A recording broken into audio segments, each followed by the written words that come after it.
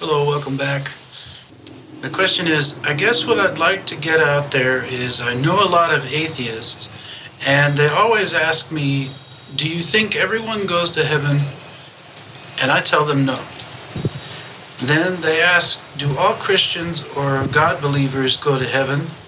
I also answer no, because it's the relationship with Jesus and God and your faithfulness to the Word that determines that. Correct? So it's not a given just because you know of Him that saves you. So thank you for the question. An atheist means one who has decided that God does not exist. Agnostic means one doesn't know whether or not God exists. The atheist has concluded that not having found God, He doesn't exist. Believing in God is easier when you leave room to keep searching for Him. Many self-proclaimed Christians have become more like atheists in that they think just because they have believed that they have found God. Whether you're a Christian, an atheist, or agnostic, finding God depends upon how open your heart is during the search. So for everyone, I share this scripture again. Let's look at Jeremiah 29:13. You will seek me and find me when you seek me with all your heart. The atheist is going to have to let go of the idea that his current lack of evidence is enough by itself to be the evidence that God does not exist. His tight grip on this idea is not allowing the exploration to continue. For the agnostic, she is in one of the safest places because she is nearest to wonder. And that is exactly what's required to keep an open heart. The Christian who has been told that believing is enough has only met the starting line and is going to need some help in realizing the momentum that is inherent to real believing.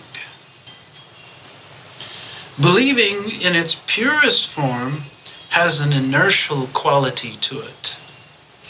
It has the capacity to carry one forward. It is an opening inside to receive. Believing is never the conclusion. Don't be fooled into thinking that believing is the conclusion. It's only the starting line. Nobody finishes a race by not even leaving the starting line behind. The race has so much to do with how quickly the heart becomes sanctified. Sanctification means letting go of the reservations and expectations that the heart has become attached to. These things keep the heart closed. Don't go on thinking your doership will be what produces the finishing result, the finding of God. And get in tune with trusting that this moment is carried by something greater than your knowledge. It is big enough to carry every one of these ideas right now. Put your trust in the opening, the spaciousness of what is here and happening. The one who goes on believing that his ideas are going to be what makes him victorious, that he goes reaching into his mind for support, he will have the most difficulty in opening the heart fully. Meeting the Lord takes a fully open heart. Don't be thinking that you have opened it fully. That will be an expectation. That by itself is another obstacle in your heart's opening. Let the understanding be that when your heart has fully opened, grace will be there to meet you. It will be a total surprise. But you will understand in that moment what is happening. Grace will give you this understanding. Your search for God will be over only when you have met Him beyond the beliefs that you're holding. Use your believing as momentum to take you to the meeting place. Believing and the meeting place will absolutely feel like two different things until this meeting of grace comes to pass. That will be the point of unification. I want to share a scripture with you from Matthew chapter 7. Let's look at verse 16. Ye shall know them by their fruits. Do men gather grapes of thorns or figs of thistles? This is what Jesus is asking his audience here. And we can take this as an example when we're encountering these different held belief systems that we find in the world today.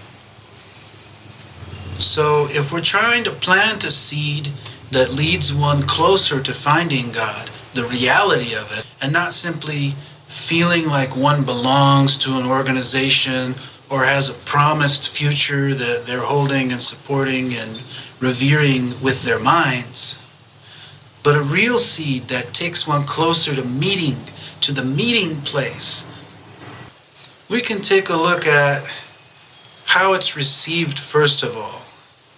So yes, I encourage you to at least test the water with these individuals. While you're meeting these questions, also be exploring within yourself. What parts of this believing and its momentum have you actually encountered? How far into the race have you gone with surrendering your attachments in the heart? What does an open heart feel like from within, the spiritual heart? And that's what this is talking about, the spiritual heart, not the fleshly heart. Corruption doesn't inherit incorruption. So we have to look on the spiritual side of things. We have to look on the side of reality where our soul and our spirit are journeying. So it's not a personality thing, it's not a body thing. We do have an understanding that the body has a date where it's going to stop being animated by the living force that is interacting with it. And so really what we're interested in on the spiritual path is what is that force, what is that life force that's within that's causing this body to engage with the physical world. And that's your spirit. That's your spirit. So that element of your existence is where this spiritual heart is located. And it's that heart, that willingness to be open within, in that location where this meeting place is going to be realized for the one who believes long enough, strong enough to allow the momentum to open this space of receiving and continue and find that meeting. So I hope this answers your question. And if you have any further questions about anything that's discussed here, please feel free to continue the conversation, and maybe we'll look forward to seeing some of that in some of the future videos. Blessings.